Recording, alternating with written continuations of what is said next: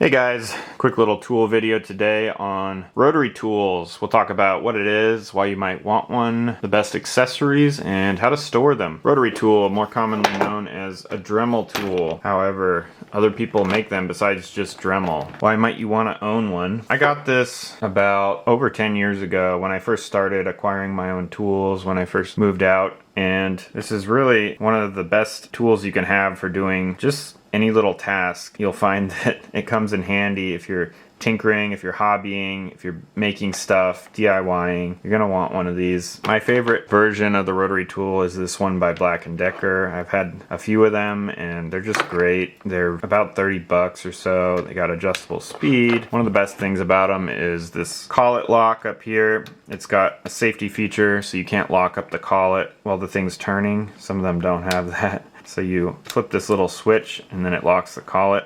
Best accessories to have. Number one would be the chuck. Dremel makes a chuck, so instead of using a collet like this, which is annoying because there's different shaft diameters, you can just use this chuck and it accepts all the shaft diameters, so you don't have to think about which tool you're grabbing. See if I can try to zoom in on the end there so you can see that little fingers, that's actually a chuck like you'd find on a drill, a really small version of a chuck. So that's a great accessory. That'd be the number one thing to get. The number two thing to get would be this cutoff wheel, and this is Dremel's Easy Lock system. There's a little spring loaded mechanism here and it's super easy to change out that disc. Do not get the cheap old school version. There's a little screw that holds this thing together. I'm sure you can figure out how that works. These suck. The problem is that they always break off in the middle before you wear out the disc because there's just not enough support on that little screw. The beauty of this is that there is enough support so you can actually use the whole wheel, and then the secondary benefit is that they're quick to change. Highly recommend you get that. You can cut all sorts of little metal pieces using that.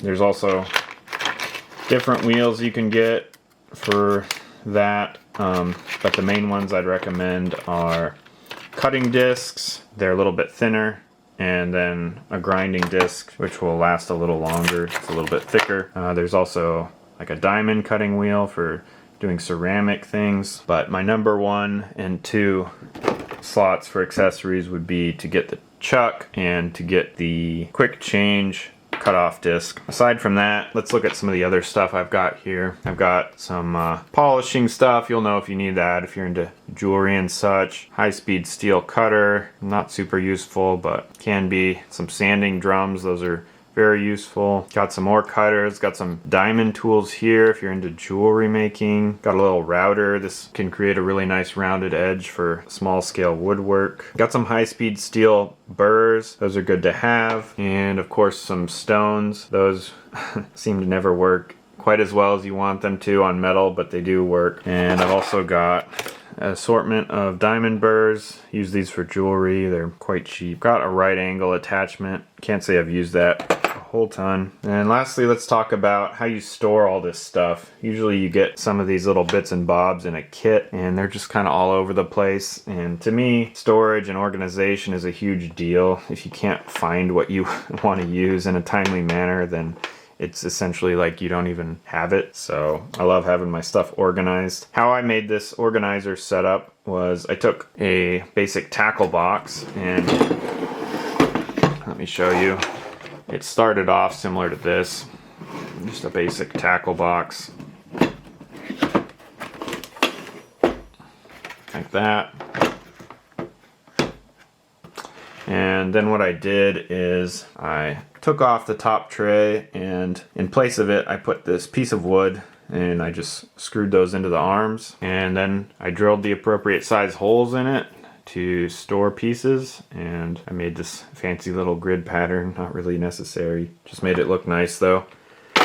And so yeah, you end up with a bunch of accessible tools on top and then extra storage underneath, and quite a good solution for storing your rotary tool parts and pieces. As far as what to get when you're starting out, I would recommend you pick up the tool. I'd recommend you pick up the chuck.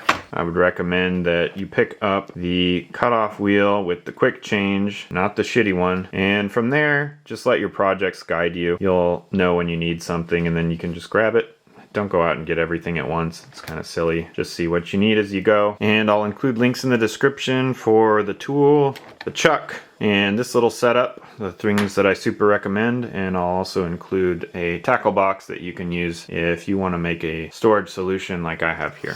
Thanks for watching.